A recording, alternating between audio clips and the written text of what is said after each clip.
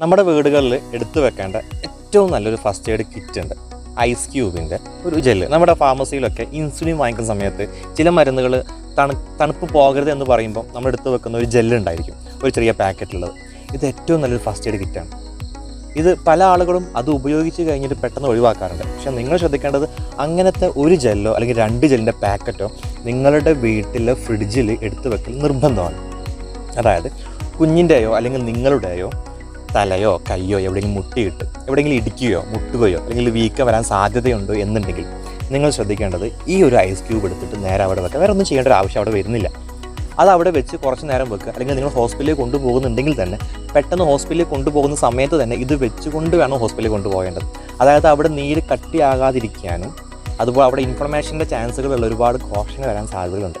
അപ്പോൾ അതിനെ പ്രിവെൻറ്റ് ചെയ്യാനും അവിടെ കട്ടിയാകാതിരിക്കാൻ